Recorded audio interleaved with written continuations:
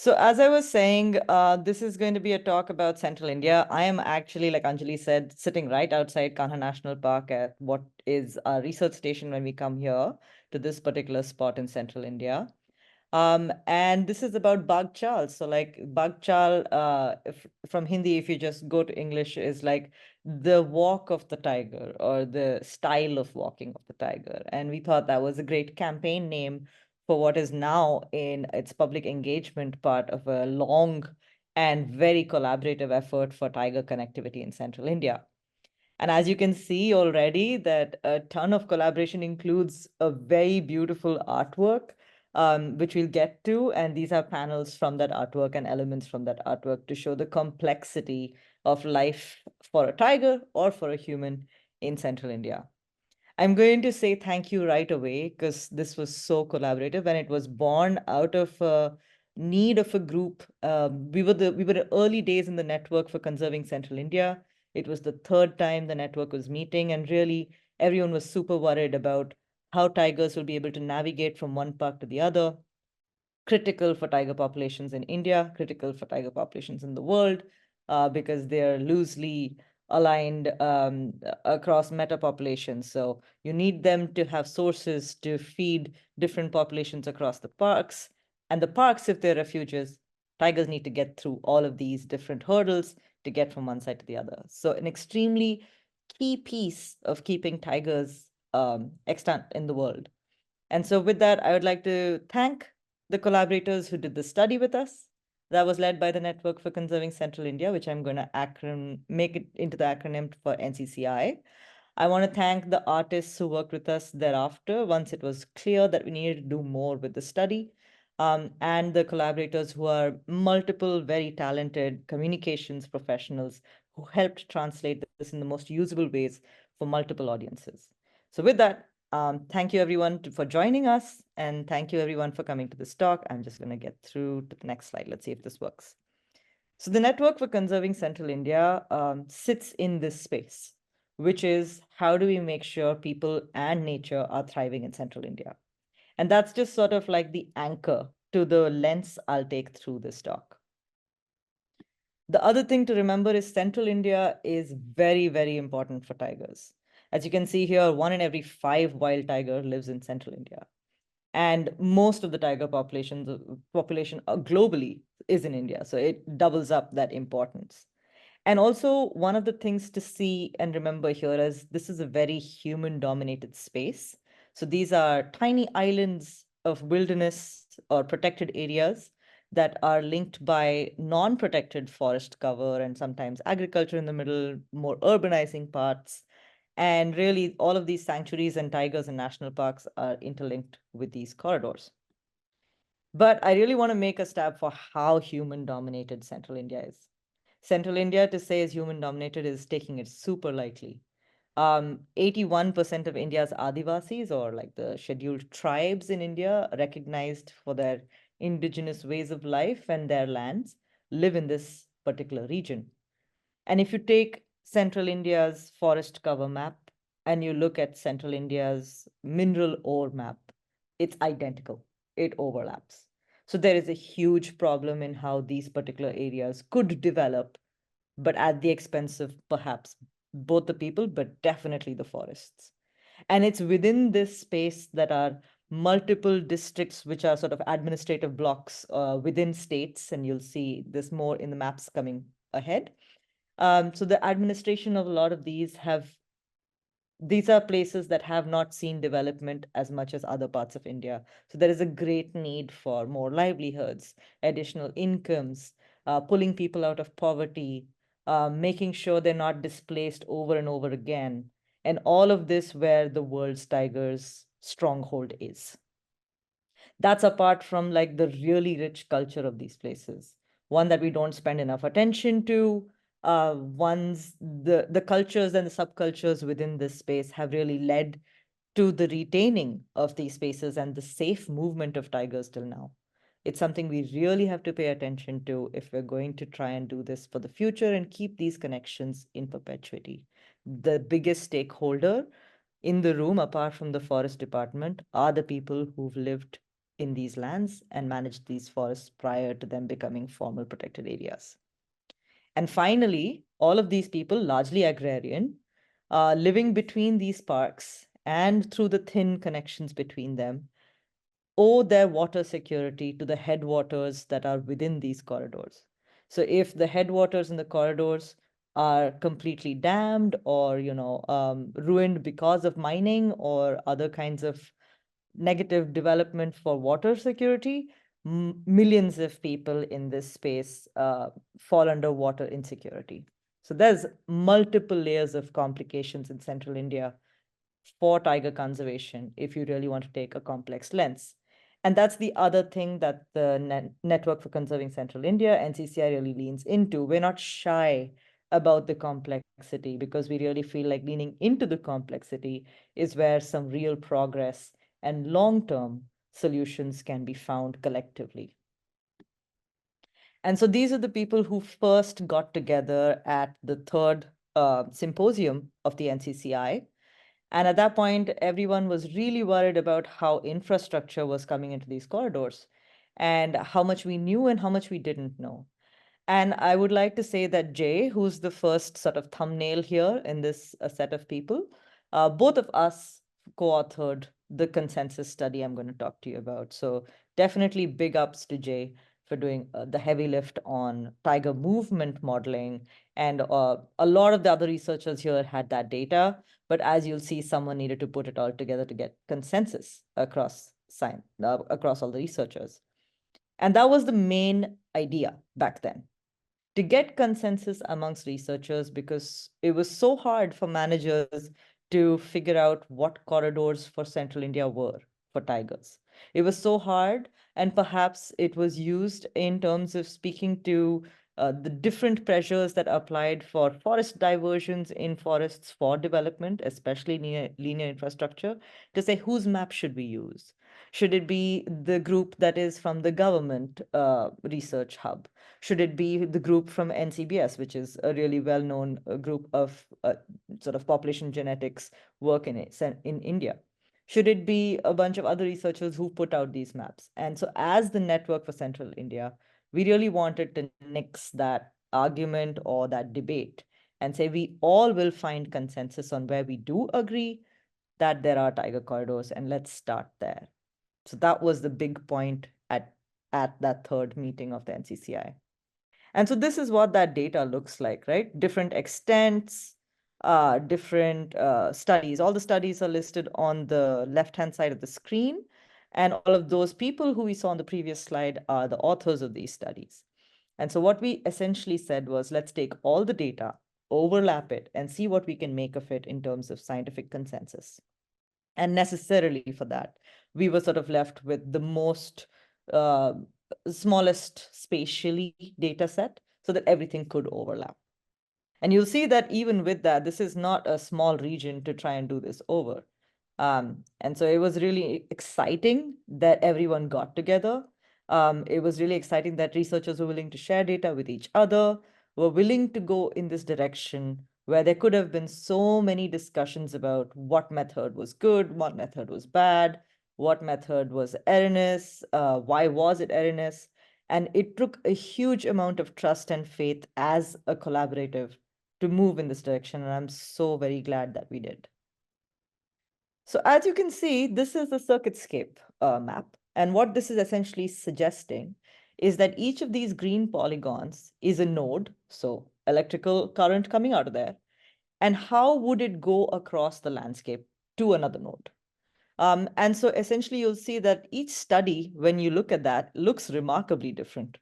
But you'll also start seeing some patterns, right? If you look between these two green blobs, which are very well known for the Indian context, that's Kanha, that's Pench, and that's a very well-known wildlife corridor, it shows up on almost every map.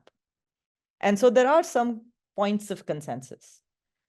And so if we look at that, we essentially put them all together and looked at the variations across them to really see where we could get consensus current flow. And from this, and because we are not managers, we were also sure that we wanted to make sure that we didn't make the decisions of what the bounds of management on the ground were. And so we gave a robust idea of what's happening across that consensus current flow. I felt like I went a little bit fast with the science over here. So if people have questions, I'm more than happy to take them at the end of this talk. Additionally, I did a lot of the analysis I'm showing you now. And so maybe the nitty-gritties of circuitscape, I might not be the best person to respond to, but I'll try my best. My part of the study was this. My part of the study was say, okay, great. So now we have consensus. What's happening in these places? And I want us to take a time to just look at this. This is another collaborative. And in fact, maybe I should have had a clicker for just how many collaborations this took to get us to where we are now. So there's the collaborations that was doing this study together. There's another collaborations that put all the linear infrastructure and mining in this region and across India freely available for researchers to use. And that was called, I have that in my notes, but it was a partnership of a different group that made these layers available. And then we used them to say just how many times they crossed these consensus connectivity areas. And you'll see that roads crossed them 437 times. Rails crossed them 170 times. And this is going across. This is not within or parallel. This is just how many times across. And transmission lines went 179 times. And mines, there's so many mines within. I don't know if you can really see it here. I can blow this up after in questions if we want to. We put like a few kilometers buffer around each of the nodes. And so many of the mines fell, 105 mines fell within 1 kilometer of or within a consensus connectivity area. And canals as well. Like every single linear infrastructure you can think of, it exists and it's cutting across a corridor. That's the big point. And so all these diversions of forest from these corridors are sort of inevitable as these linear infrastructure are built out. And in fact, this is now outdated. There are so many more plans for infrastructure in this region. And if you thought that was complicated, you have to see how peopled central India is. Each of these small brown polygons is a village. The blue areas are the connectivity areas between the green polygons that are protected areas for tigers. And some of them are just sitting by themselves, right? So look at Bandhavgarh up here. The sort of connections coming out of it just get lost. So there's a huge urgency to reconnect some parks that will get left by themselves, and those populations of tigers will blink out, or we'll have a much more active, heavy management to restock tigers in those national parks, something that is not ideal for this large region of the world. And again, within the corridors as well, if you have a look, you can see a shading of light blue to dark blue. And that's signaling that white underneath that is sort of forest department lands or government lands. So the dark blue is villages within the forest corridors. So there's people everywhere across this region. And that just made it so clear to me. This was the point where we were talking about forest diversions for large infrastructure. But it also begged the question, how much of this infrastructure is serving these people? Are these highways going from one city to the other city and not really providing the economic development that is promised by that said highway across here? I don't have the answer to that question, but that was the foremost question in my mind when we came to this point. And it made it so clear to me that corridor conservation was not about us ecologists, was not about us scientists. It was about people. And it was about people in central India, whether they were agriculturalists, whether they were mining people, whether they were EIA consultants, whether they were managers of the forest lands between parks that don't have protection. There were just groups and groups of stakeholders that seem apparent when you look at a slide like this.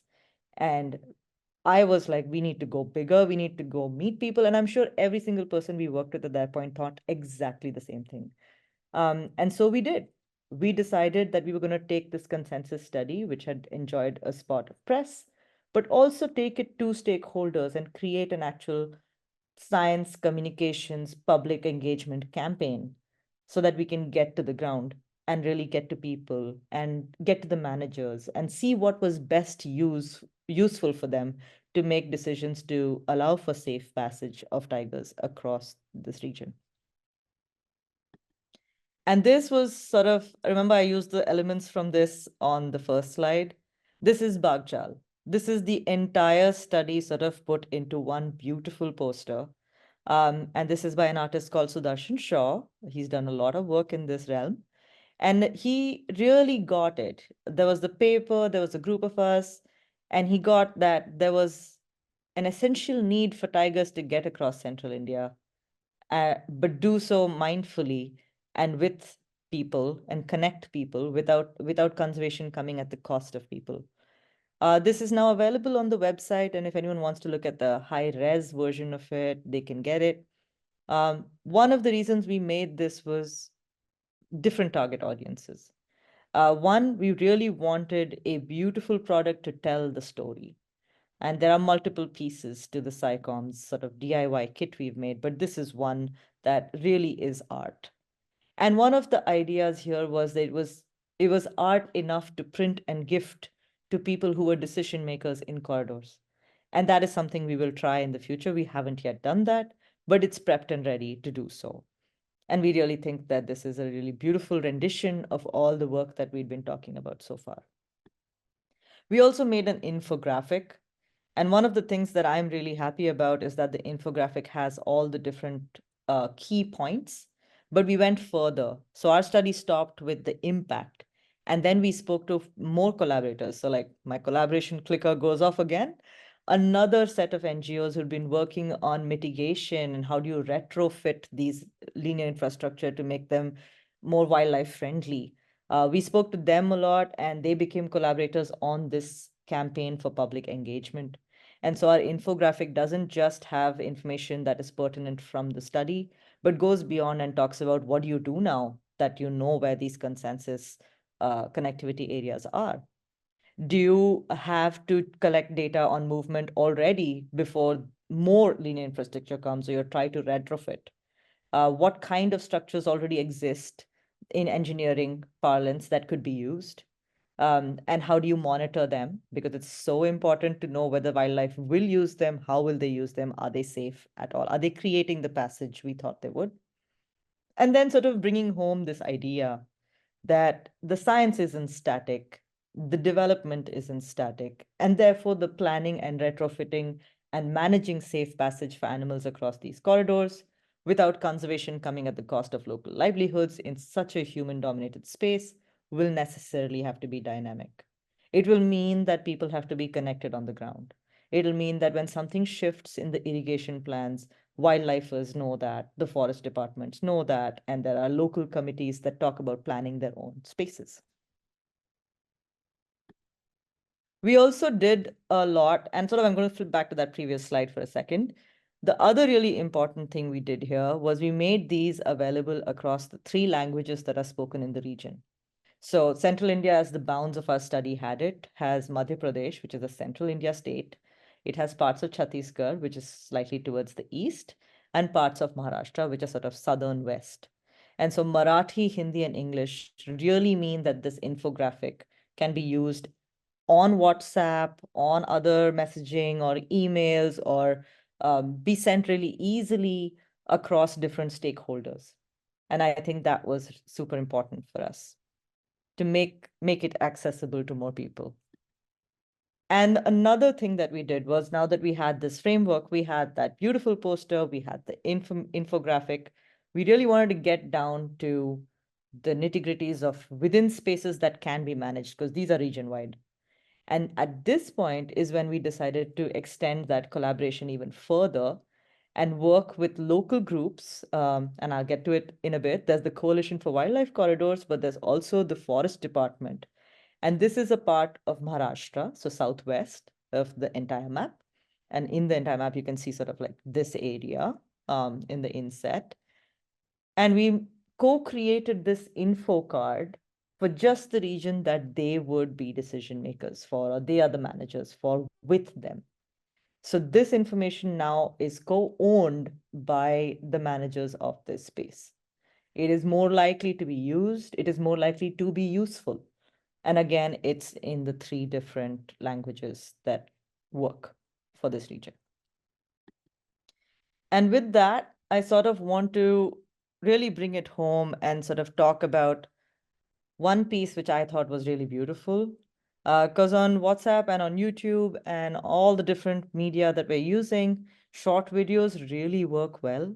And if we think of the stakeholders, there's the managers, there are the people who live locally, there are the non-governmental organizations, there are the sort of development side organizations, and there are different groups of people we'd like to train, like EIA consultants, or perhaps provide capacity to understand wildlife connectivity within the departments of irrigation or road building. And we needed a short video to really pull that together and get people excited about these spaces that are not protected but vital for tiger conservation in central India. And perhaps I would extend that to most species in central India. And we're collecting data to make these more robust ideas of multi-species corridors. With that, I'd like to play this video and let me know if you can't hear it. There's something fundamental to all life on Earth, the need to move between and across spaces for food, work, and sometimes just to find a new home. Some movements, by their very nature, are beyond man made borders. Deep in the heart of India, where forests, rivers, and people thrive together, lives the national animal, the tiger. The vast central Indian landscape houses one of the largest populations of wild tigers on Earth. For generations, people have shared this land with this big cat. Today, tiger numbers are on the rise, but there's more to the story than just numbers. Scientists believe for healthy populations to thrive, there needs to be an exchange of genetic material, which is only possible when tigers move across. In fact, 35% of India's tiger range is outside protected areas. This connection of life across the landscape is what ecologists call connectivity. Today, it's under threat due to ways in which land has undergone changes, often leading to tragedies for people as well as the tigers. Somewhere between all of this, we have lost an important connection. Connecting habitats require connecting people. Can we find ways that don't privilege movement for some over others? In the heart of India, something important is unfolding, an effort to reconnect what's being lost.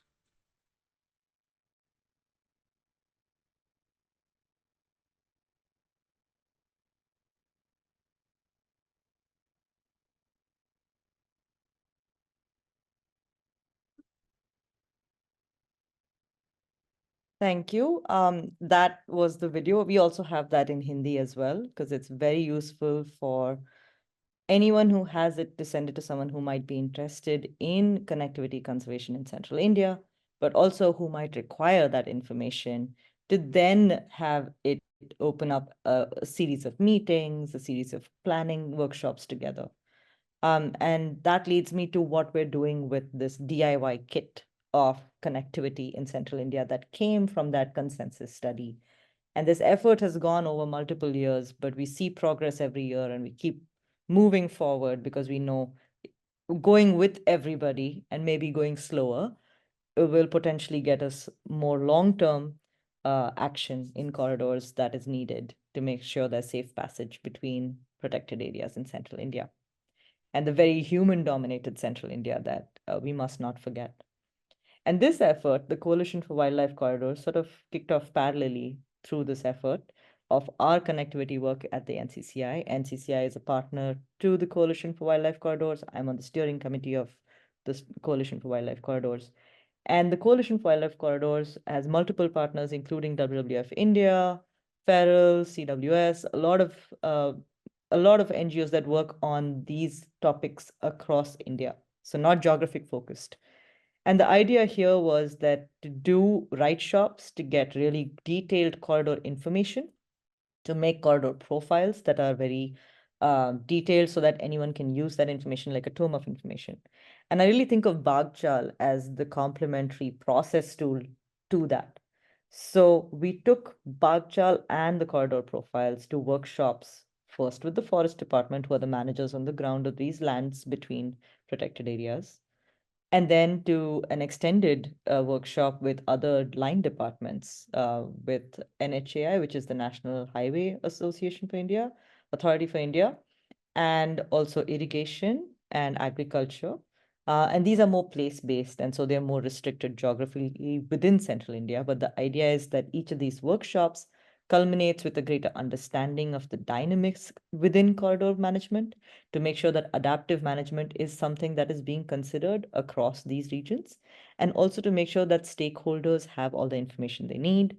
In fact, one of the things that is very heartening from these workshops is that we can now begin speaking to irrigation and highways and all those linear infrastructure agencies to say, who are your EIA consultants that typically do your reports? Could we do capacity building with them?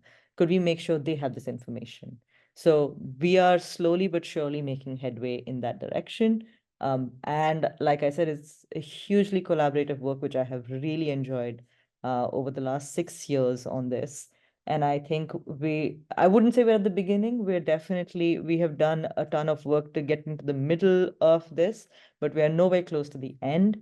Progress is slow and hard won, but I'm really enjoying this work, and I have so many great collaborators to thank for that. With that, I'm happy to take some questions, and I thought it'd be nice to leave up a picture of a really beautiful tiger. This is Mata Ram Kaularwali, and she has stories of her own. She was a pench tiger. She died, and she almost got like a state funeral. People really knew her lore, knew her history, knew how many babies she'd had. And here she is enjoying pench on one of the safaris I was on, where she is fully covered in lantana, which is an invasive that has taken over our forests. So this picture also encapsulates how humans have changed these forests and how tigers continue to persevere in them regardless. Thank you.